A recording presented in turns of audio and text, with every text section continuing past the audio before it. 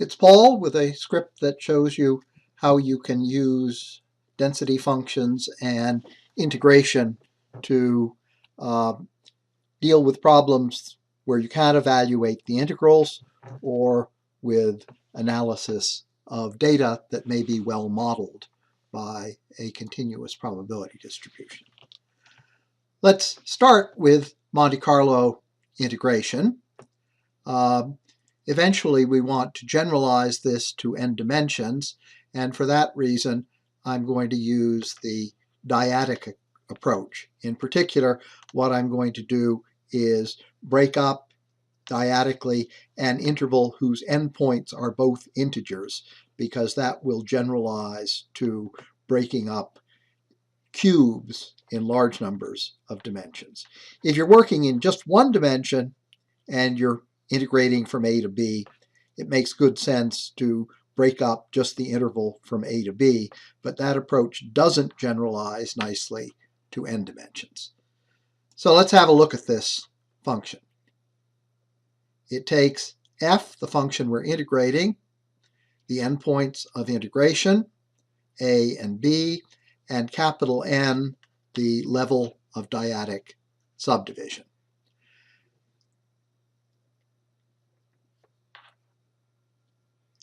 I've given a formula for the function, but I want the function to be 0 outside the interval from a to b. And here's a nifty way of doing that. I'm defining a new function, maybe it's the Fortissimo function, that takes f of x and multiplies it by x greater than or equal to a and x less than or equal to 0. Well, this is either true or false. This is either true or false.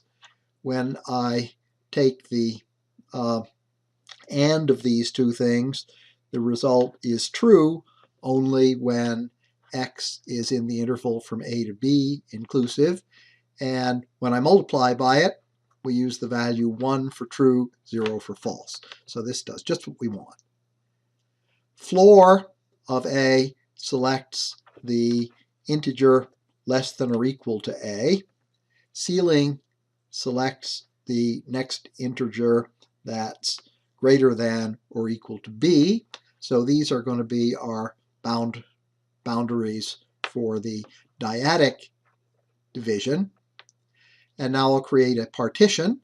The partition is going to run from the integer value a int to the integer value b int, and the length of the partition is going to be the difference between those two integer endpoints multiplied by 2 to the n plus 1 because in order to have 2 to the n subdivisions, we need 2n plus 1 endpoints. R sum is where we're going to tally the result, and what I'm going to do now is in each interval running from partition sub I to partition sub I plus 1, I'm going to select a random point, and then I'm going to evaluate FF at that point. So this is really a new kind of Riemann sum. It's a random Riemann sum. Let's try it out. I'll use x squared because then I know the correct answer for the integral. The antiderivative is x cubed over 3, so the correct answer is 1/3 of 1.7 cubed minus 0.4 cubed. Let's see how Riemann dyadic does. Well, we did remarkably well. Instead of 1.616, we got 1.414. If I call it again, I get 1.625 because I make a different random selection in each interval. I do well sometimes, I do badly sometimes. This is better than using the upper or lower dyadic sum. It's probably better than using a left or right Riemann sum, and for a function that has a graph that's concave up like this, it may actually be better than using a midpoint or trapezoid rule.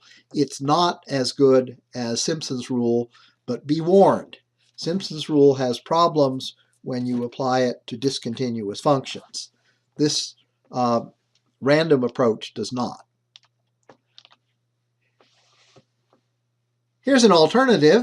Instead of choosing a point at random in each subinterval, let's just choose lots of points randomly in the interval from a int to b int.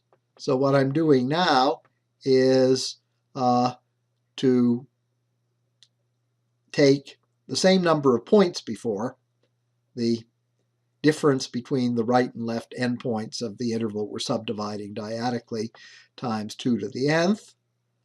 I will choose a random point inside that entire interval and evaluate. There. A reminder, there's the correct answer. Well, we did fairly well that time. We did fairly well twice. The first time I ran this, I got something like 1.50 the first couple of times. This is not as good as the previous attempt because in the previous attempt, at least we were sampling the function fairly uniformly across the interval. Here we could get far too many points at the left end or far too many at the right end. Okay, so far this Monte Carlo approach is looking fairly useless, but let me show you a problem where it pays off. Suppose you're analyzing a function of several random variables. If you try to solve that problem analytically, you're probably going to end up applying Fubini's theorem to an integral over 5 different variables. And sooner or later, you get to a point where the antiderivative you need is not in your table of integrals. If you try using Simpson's rule, even if you have only a modest number of points in each dimension, when you raise that to the 5th power, you're getting lots of evaluation points. So, this is the technique that will bail you out. First, let me do an example where we know the answer and where there are better ways to solve the problem, but at least we can check that the technique is working. So, I am going to save 10,000 values in a vector. What am I going to do to create one of those values? I'm going to select 2 samples at random in the interval from 0 to 1, and then take the absolute value of their difference. So what I am trying to do is to estimate the average value of the function absolute of x minus y, where x and y are points in the unit square.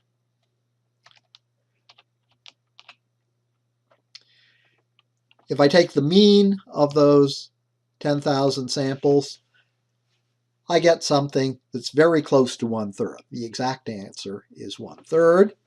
If I plot a histogram of the results I've got, well, you can look at this and say, it looks as though this is falling off. That's fairly reasonable because the probability of getting 2 points very close together is quite large. The probability of getting 2 points that differ by 1 is very small because you've got to choose one of them at one end of the interval, one at the other end of the interval. You might even be able to guess, and you'd be correct, that the probability density function in this case is 2 times 1 minus x. There are lots of good ways of solving the problem we just solved, and simulation is not high on my list of the best ways. But let's make a messier example. Suppose we generate 3 random numbers in the interval from 0 to 1, uniformly, or as the Hubbards put it, without privileging any part of the interval. And then we want to know the expectation of the square of the median multiplied by the difference between the maximum and minimum. This is a rather difficult integral to set up in 3 dimensions. I haven't even tried it myself. Monte Carlo approach is a natural. 10,000 tries again. We could do 100,000 tries on this computer and it would still be lightning fast. And what am I going to do? I'm going to choose 3 points at random in the interval from 0 to 1. I'm going to sort them so that the median value is the second one, the one in the middle. And then in my array of values, I'm going to store the middle value multiplied by the difference between the highest value and the lowest value. Take the mean of those 10,000 tries, comes out to about 0.15. Is that right? I don't know. This problem's messy enough that I'm not going to try to solve it by integration. I can also plot a histogram of the values, and maybe if you're clever, you can figure out a way of setting up this integral and figure out a formula for the density function that matches this. Let's conclude by looking at a case where we're dealing with some real data.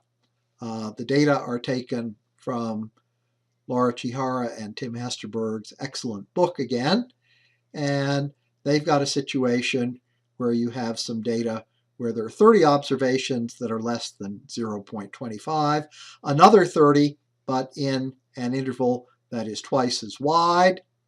That drops down to 22 for an interval, again, of 0.5 width. And then the number of observations that are greater than 1.25 is 18. Clearly, this is falling off, and if we make a table of this, you can see the fall off, the number of observations per unit length is getting smaller. Well, maybe it's falling off because these things come from an exponential distribution. So let's test the hypothesis that these numbers came from an exponential distribution with a parameter of 1.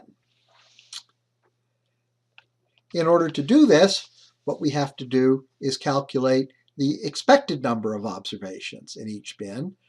There are two ways to do this. Either I could use DEXP and integrate it from 0 to 0.25, 0.25 to 0.75, and so on. Integrate returns a number of quantities. If you just display it, all you see is the value. But if you want to use it, I discovered you need to put $value after it. And then since we have 100 observations, we take 100 times the probability that the number lies in each of these bins. Notice the last one, the bin goes from 1.25 to infinity. And so here is our table of expected values. Well, it doesn't match super well, but that may be okay. First, let's get it another way. Since the integrals are already done for us if we use the distribution rather than the density function, I can alternatively say I want 100 times a vector that has the probability of less than or equal to 0.25. This difference of distribution functions gives me the probability of greater than 0.25, less than or equal to 0.75, and so on. And it generates exactly the same set of numbers. Now we have observed values, expected values, and we compute the chi-squared statistic. In this case,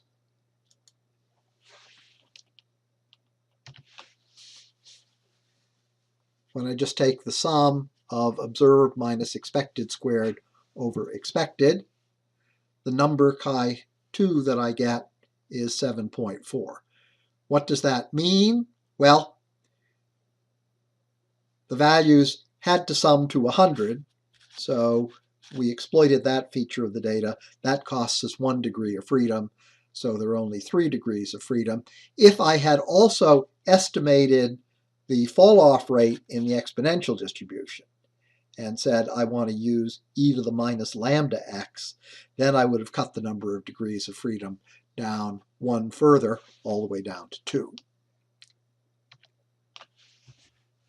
So what I do is ask for the probability that the chi-squared function with 3 degrees of freedom and lower dot tail equals false, that's the probability of exceeding a value rather than the probability of being less than or equal to a value, the probability that we would have exceeded the value chi2 is about 6%. So I would say these data do not fit the exponential model particularly well, because there's only about a 6% chance that if I sampled from the exponential distribution, I would observe that large discrepancy. Some folks will say, well, 6% is bigger than 5%, that's good enough for me. Let's try an alternative approach. It's going to give the same result, but I frankly find it more convincing. Suppose we take the exponential distribution and lots of times we draw a sample of 100 values from the distribution. So here's a vector that will hold 10,000 samples. And what I'm going to do is use the function REXP to generate 100 random samples. And then what I'm going to do is to put those into bins.